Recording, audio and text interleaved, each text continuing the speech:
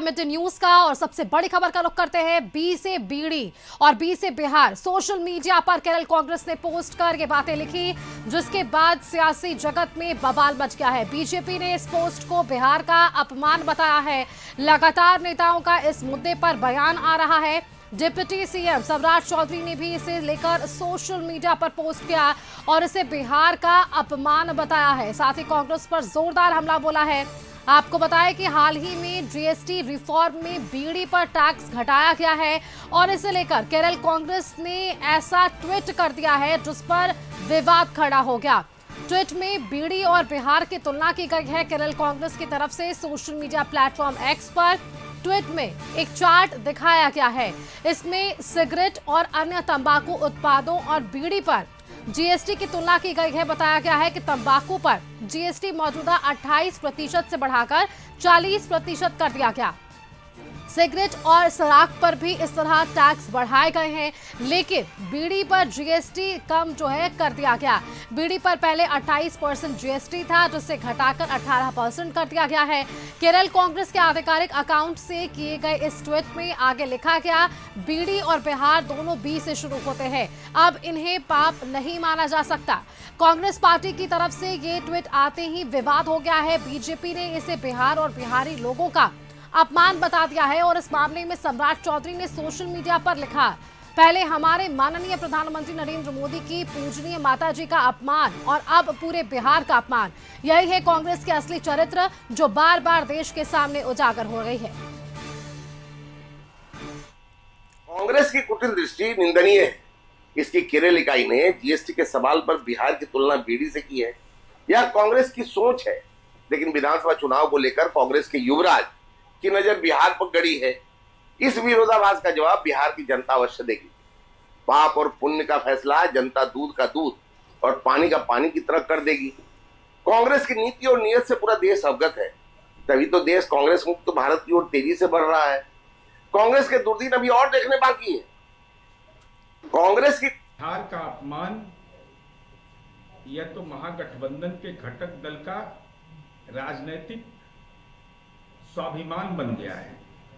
बिहार की पहचान बीड़ी और बिहार से है। अरे बिहार बुद्धिमान बिहार है, बिहार आध्यात्मिक बिहार है, जगत जननी सीता का बिहार है, सूफी संतों का बिहार है। तो स्वाभाविक रूप से तेजस्वी यादव जी, गेंद आपके पाले में है। क्या बिहार बीड़ी का पर्याय है? हिम्मत है तो केवल उम्मीदवार बनने के लिए राजनीति में चरण पादुका मत धोइए। नालंदा से लेके विक्रमशिला बिहार रहा और उन बिहारियों पर प्रश्न उठा के वो देश पर प्रश्न उठा रहा है, और देश पर प्रश्न उठाने वाला देश का गद्दार होता है। देश के हितैषी कतई नहीं हो सकता। किसी भी प्रांत पर कोई भी प्रश्न उठाता है और उसका अपमान करता है, वह मां भारती का संतान नहीं हो सकता। ऐसे लोग सजा के हकदार है, कार्रवाई होनी चाहिए। लगातार इस तरीके की टिप्पणी कहते हैं, कभी प्रधानमंत्री के मां पर और बिहारी पर लगातार बिहारियों को अपमानित किया जाता है। देखिए, ये लोग संविधान विरोधी हैं, ये देशद्रोही हैं। अपमान हुआ है और बिहार के लोगों को बहुत ही गलत तरीके और नजरिए से कांग्रेस पार्टी के लोग देखते हैं, जो हर बिहारी का अपमान है। इसलिए मैं ऐसे बयान की निंदा करता हूं। तो आपने सुना, अब इस पर तमाम प्रतिक्रियाएं सामने आनी अभी शुरू हो चुकी है। इसी खबर पर अधिक जानकारी के साथ विशेष संवाददाता राजीव रंजन हमारे साथ बने हुए हैं। राजीव, देखिए, अब तक प्रधानमंत्री के स्वर्गीय मां पर जो बवाल मचा था, उस पर वो मामला शांत भी नहीं हुआ कि ये दूसरा मामला केरल से सामने आने लगा, जहां केरल कांग्रेस के आधिकारिक सोशल मीडिया हैंडल एक्स पर ये पोस्ट जारी कर दिया गया और बी से बीड़ी, बी से बिहार की तुलना कर दी गई। तो अब इस पर बीजेपी ये साफ कहती हुई नजर आ पा रही है कि जहां तक प्रधानमंत्री की मां की निंदा की गई, उनके लिए अपशब्द का इस्तेमाल किया गया और अब बिहारियों के लिए अपमान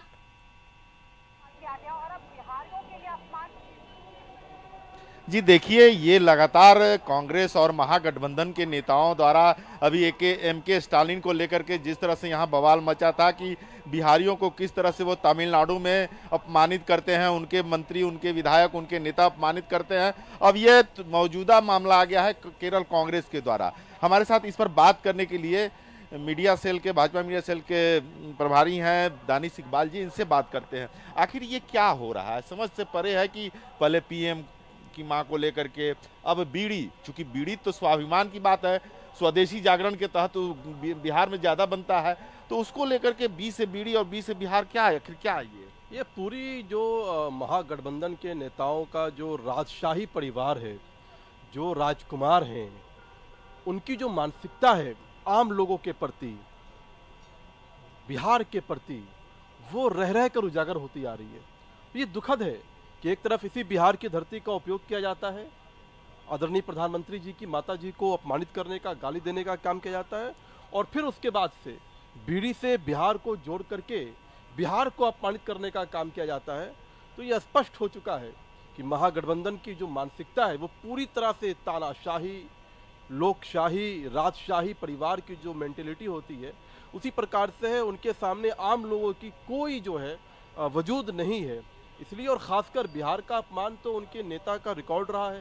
स्टालिन हो, रेवंत रेड्डी हो, प्रियंका गांधी हो, सभी ने बिहार का अपमान किया है। इसका जवाब लोकतंत्र में चुनाव के माध्यम से होता है, मतदान के माध्यम से होता है, और इसका जवाब बिहार की जनता देगी। एक तरफ राहुल गांधी आते हैं तो बिहार के स्वाभिमान के, बिहार के मखाना किसानों से मिलते हैं और यह दिखाने की कोशिश करते हैं कि बिहार से उनको बहुत लगाव है, और इसलिए लगातार वो यात्रा कर रहे हैं 20 दिनों तक।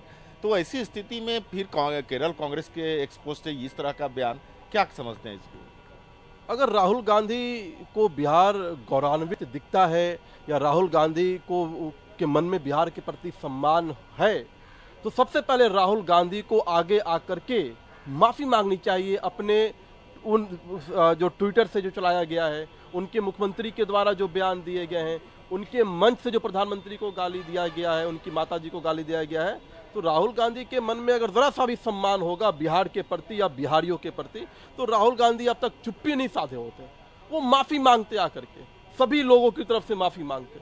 लेकिन राहुल गांधी ने चुप्पी साधी, अपने लोगों को डिफेंड किया, एक बार भी क्रिटिसाइज नहीं किया। तो ये साफ जाहिर होता है कि ये पूरी तरह से महागठबंधन के बड़े नेताओं के शह पर, उनके इशारों पर इस प्रकार के शब्दों का प्रयोग किया जा रहा है, इस तरह से बिहार को अपमानित किया जा रहा है। ये पूरी तरह से अब साफ हो चुका है कि महागठबंधन के जो बड़े नेता हैं, जो चांदी के चम्मच मुंह में लेकर पैदा हुए, जिन्होंने संघर्ष नहीं देखा, जिन्होंने गरीबी नहीं देखा, इसलिए वो गरीब की बेटा को प्रधानमंत्री बनते हुए नहीं देख सकते हैं। इसलिए बार बार प्रधानमंत्री को गाली देना, उनको मौत का सौदागर कहना, उनके जाति पर प्रश्न उठाना, क्योंकि वो एक साधारण से बैकग्राउंड से आते हैं, क्योंकि उनकी माताजी ने घर में झाड़ू पोछा बर्तन धो करके प्रधानमंत्री को बड़ा किया और इस तरह से बनाया कि वो आज देश को लीड कर रहे हैं। राजीव, क्योंकि देखिए उनसे एक सवाल पूछिए, जो पोस्ट सामने आया है केरल कांग्रेस का, उस पोस्ट के जरिए एक चार्ट भी दिखाया गया है जो जीएसटी में 2 स्लैबें निर्धारित की गई है। उन स्लैब के जरिए बताया गया कि सिगरेट और जो अन्य जो मादक पदार्थ है उनके लिए जीएसटी रेट्स बढ़ाए गए, लेकिन बीड़ी के लिए जीएसटी रेट जो है वो 18% कर दिया गया है, जो पहले 28% था। तो इस पर कहीं ना कहीं क्या कह सकते हैं, जो पिछले दिनों निर्णय लिया गया जीएसटी रेट स्लैब को लेकर, उस पे कहीं ना कहीं ये कांग्रेस की तरफ से निशाना साधा क्या है?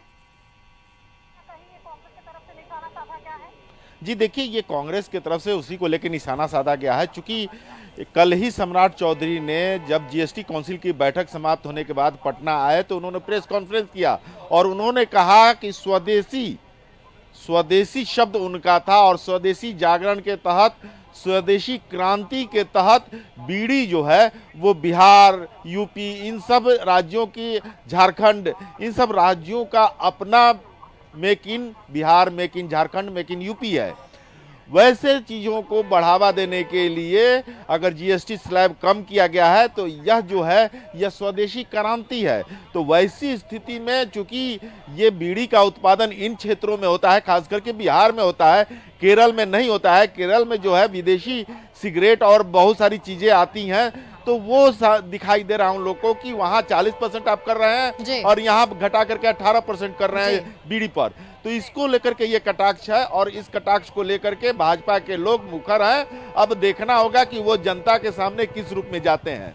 बिल्कुल राजीव, देखिए पिछले दिनों हमने बिहार बंद देखा, जो तरह से प्रधानमंत्री की स्वर्गीय माता पर जो टिप्पणी अपशब्द का इस्तेमाल किया गया, उसे लेकर अब तक ये आक्रोश था और वापस से ऐसे मुद्दे सामने आना, क्या इससे लेकर वापस से वो राजनीतिक समीकरण बनता बिगड़ता हुआ हमें नजर आ पाएगा आगामी विधानसभा चुनाव से पहले? अभी महागठबंधन के नेता प्रधानमंत्री के माताजी को गाड़ी देने से निपट ही नहीं पाए थे कि अब केरल कांग्रेस ने ये ट्वीट करके बिहारियों के लिए, बिहार के लिए एक मुद्दा दे दिया है एनडीए गठबंधन को। अब महागठबंधन बैक फुट पर चली गई है। राहुल गांधी जिस तरह से भीड़ जुटाए, जिस तरह से उन्होंने जगह जगह रैलियां की, जिस तरह से मखाना किसानों से मिले, अन्य जगहों जाकर के बातचीत की, तो उससे लग रहा था कि उनका एक प्लेटफॉर्म तैयार हो रहा है। लेकिन उनके मंच से गाली देना, उनके जाते ही केरल कांग्रेस का बिहार को लेकर के इस तरह से एक्सपोस्ट करना, ये अब उनके लिए बैकफुट पर है। और देखिए कि अब एनडीए के घटक दल के नेता इसको लेकर के किस तरह की स्ट्रेटजी बनाते हैं और आगामी आने वाले चुनाव को लेकर के इस मुद्दे को कितना भंजाते हैं, यह समय बताएगा।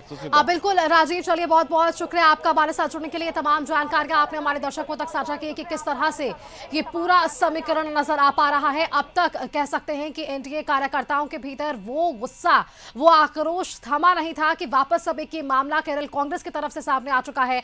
अब इस पर क्या कुछ आक्रोश और क्या कुछ राजनीतिक समीकरण ये आने वाला वक्त बताएगा। चलिए आगे बढ़ते हैं। लोक जनशक्ति पार्टी रामविलास को बड़ा झटका लग चुका है। पार्टी के प्रदेश